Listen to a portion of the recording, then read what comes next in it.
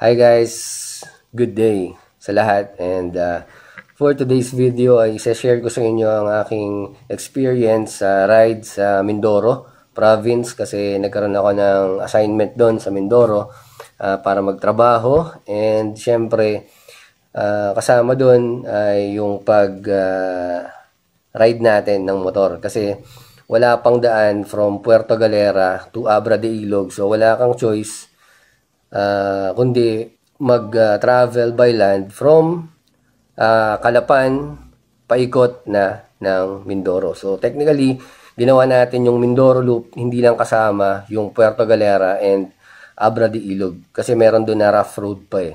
So ang Mindoro, sa mga hindi pa nakakaalam, is located at the, ano bang tawag doon, sa region 4B. So Mindoro is the 7th largest island in the Philippines, located between Luzon and the Visayas.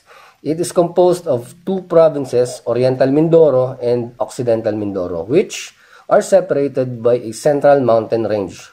So, first day ko is October 22, nag-ride out ako dito sa amin sa bahay ng 4 AM.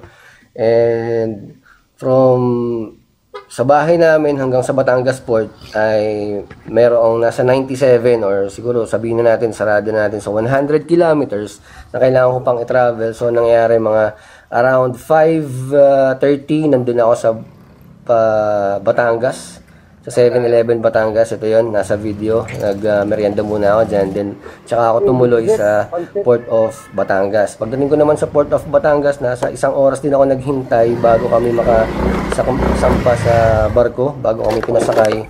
Kasi nga hindi ko alam kung yung barko na delay. So yun, tamang chika-chika muna tayo sa mga tropa natin din na kasabay sa biyahe natin papuntang Calapan. So yun. Then after niyan, sumakay na ako ng barko kasi solo ride lang naman ako eh. Wala kung may sasakay pa.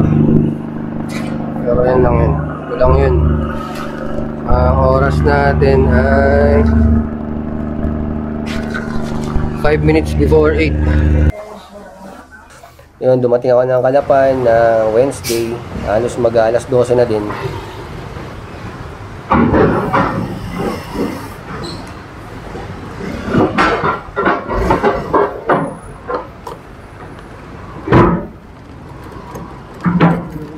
Pakpar. Sinundo ako ng mga kasamahan ko doon. Nag-lunch muna kami. And then, ito ng oras. Kung ano oras ako nakarating ng trabaho dun sa opisina namin dyan sa Calapan. So sa Calapan, nagtrabaho ako from Wednesday hanggang Friday. Bounce na tayo pa sa Blayan.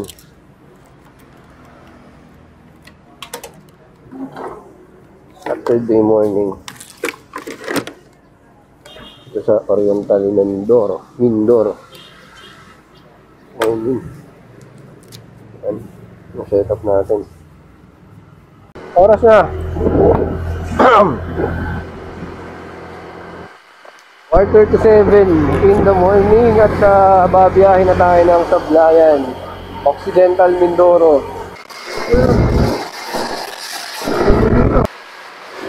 Bayan ng Socorro. Oriental pala to. Hindi naman na yan Oriental Mindoro.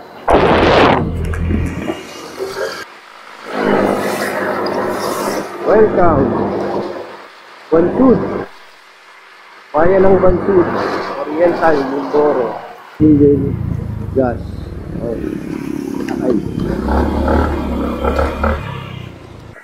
Stop over muna tayo dito mga tropa.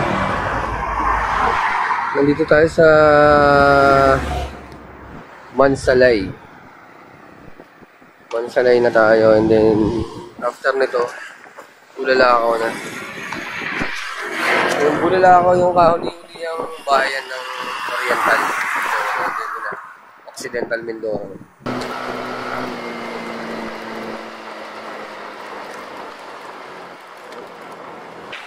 At 22 kilometers pa pala yung Bulalakaw.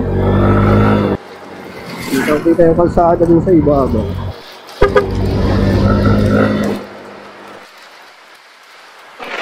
Ganda.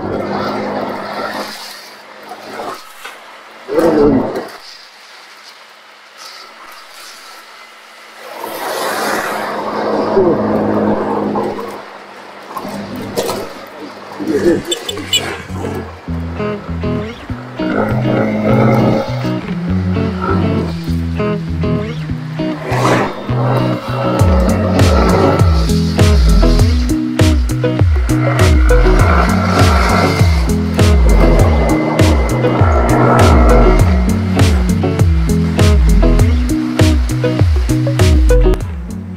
na tayo sa pinakahuling bayan ng Oriental Mindoro.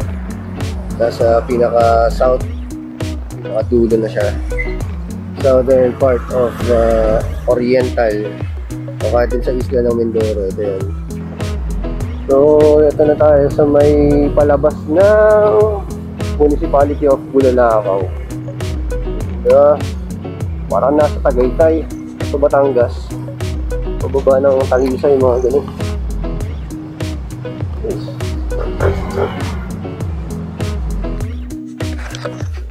Pahinga muna tayo dito mga 20 minutes. Nag-timer tayo para makapahinga din yung motor. Baka kasi mag-overheat, masiraan tayo, patay tayo dyan. Layo pa ng biyahe natin.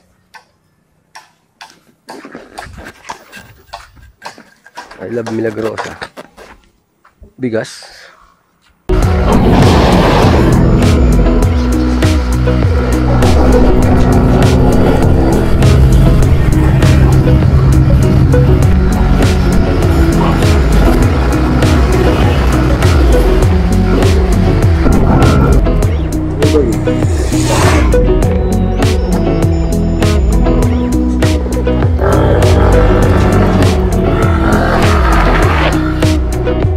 Kilometers na lang sa Magsaysay.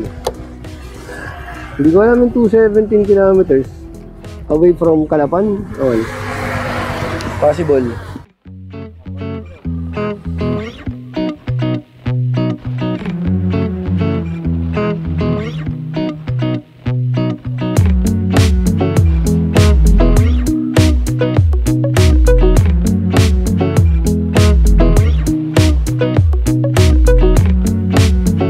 Kain natin. Ano yun? Yung sinigang na ano? Isda. Sarap. Ano? Isda.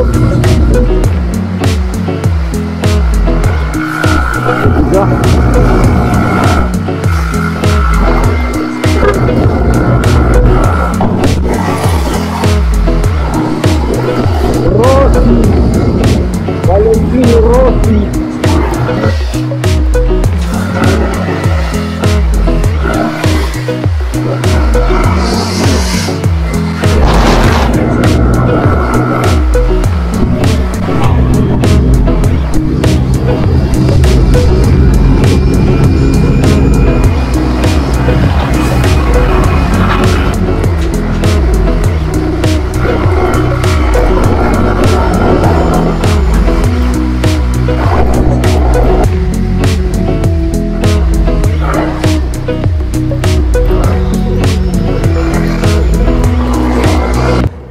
Pagdating ko ng Sablayan, sinalubong naman tayo ng mga kaibigan natin dun sa Sablayan. And then yun, tuloy-tuloy, meron din tayong fellowship, tawagin na lang natin gano'n, salo-salo, konting tagay. Tumagal din halos ng hanggang 11. 12 na ng madaling araw. Then Sunday, yung buong Sunday na yon, nagkain lang ako sa palengke, and then nag-ikot ng konti dun sa plaza, nagpicture dun sa may munisipyo nila, tapos pinahinga ko lang yun buong linggo, buong Sunday, yung buong araw ng linggo. Ayun. And then Monday, trabaho, Tuesday, trabaho, and then yung Tuesday na yan, since last day ko na, nag-agahan ako sa palengke, tapos may nakita akong hanging bridge dyan sa may palengke. Tinanay ko lang din daanan, dumaan ako doon, parang ma-experience lang kasi meron naman dito yung sa Quezon, kaya lang ito yung parang mas malaki kasi pwede magsalubungan yung mga motor doon eh. As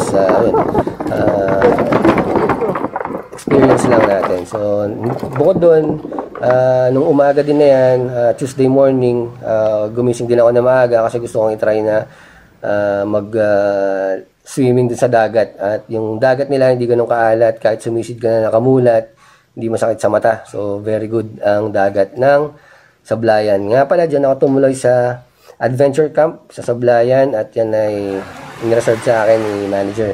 Thank you very much po sa mga nag-asikaso sa akin dyan sa adventure camp sa Sablayan.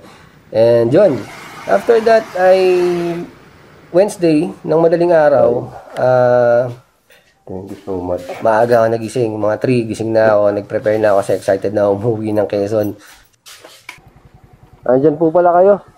Sir, hindi na ako si ma'am kasi baka tulog pa eh. Yung susi po ay ito. Apo. Pero nakapag-settle na po ako kay ma'am. Okay na po ako. Thank you.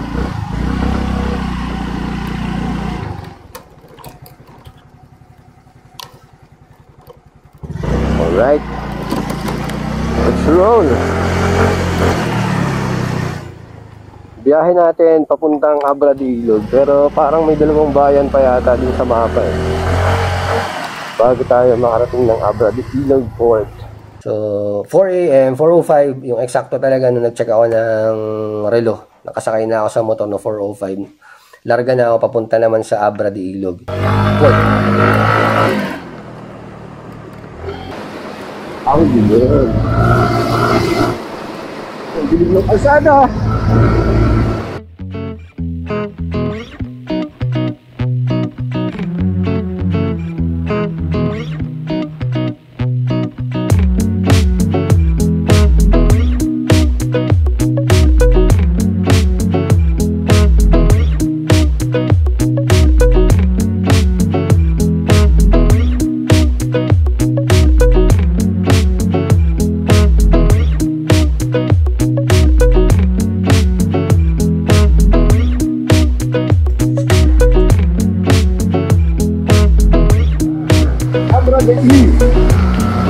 Talaga nakakamangha ang Mindoro. Nakakamangha. Ganito.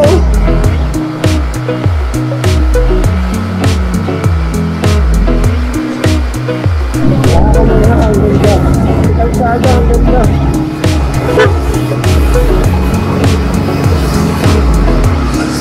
Talaga. Wow. Wow. Ganda.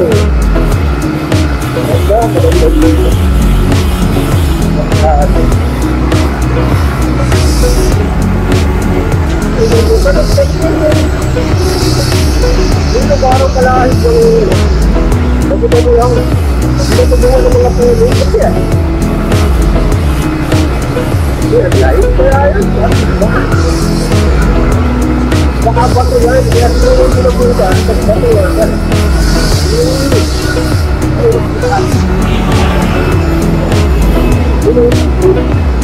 Dapat din kayo. Ganda ng view dito, no? Sunrise. Tatakpan ng bundok. Ganda naman yung panahon. Ito naman yung na yun. Look at that. Sobrang solid ng view. Diba? Ito.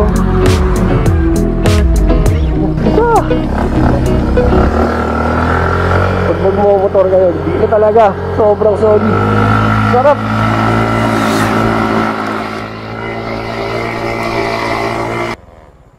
Good morning po. Nagtatanong lang po. Papunta pong port. Dito sir, kanan Abra. Po. Dire-diretso nyo lang. Kanan po ako. Apo, dire-diretso nyo. May makikita kayo sa kanan na dome. Apo. Yung Abra Arena. Apo. Yung katapat sir, pababa na kaliwa. Sabi. Pero madadaanan nyo na yung mga tikiting. Mamili na lang kayo. Okay po. Salamat po. Kaliwa. Dito po.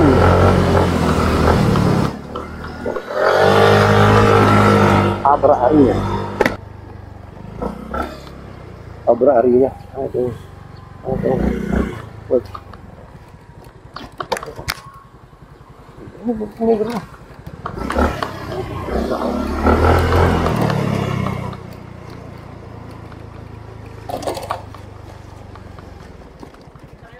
Wala pa po. Ano sabi sa inyo ng parcel?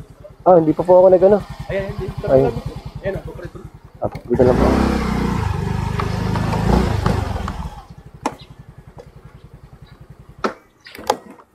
Anong oras po yung biyahe? 7. Yun, po ako. Yun. Para sa isa. Magkano sir sa Batangas? 1-1 po sa buko. Ako, 1,100. Apelyedo sir? Ba? Apelyedo. Salyendra. Saliendra.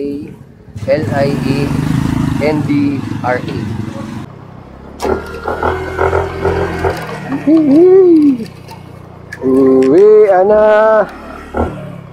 Uwian na. Uwian na. Oh. Wala nagtatraffic mga tropa.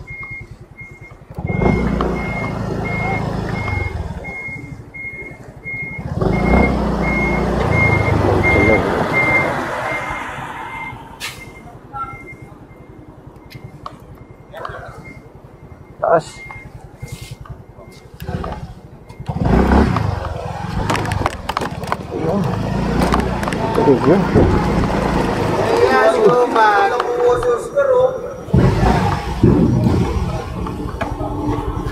Diretso pa?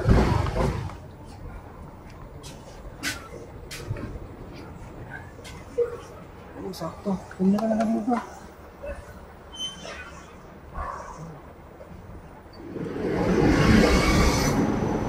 Okay.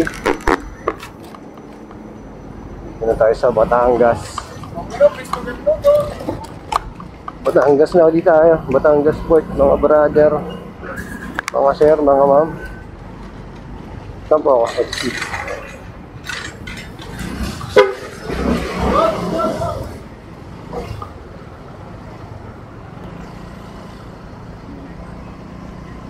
At tapos na ang ating Mindoro Loop. Hay! Kalaan nyo yan, hindi inaasahan na magiging kumbaga wala sa plano na makapagmotor tayo sa Mindoro. Kumbaga Mindoro Loop talaga siya. Wala sa plano, hindi inaasahan, napakalupit. At nang dahil sa trabaho ay nagawa po natin mga kaibigan mag Mindoro Loop. Thank you Lord. At ginabayan mo po ang aking biyahe mula simula. Since day 1 ang aking biyahe, Lord, thank you for guiding me.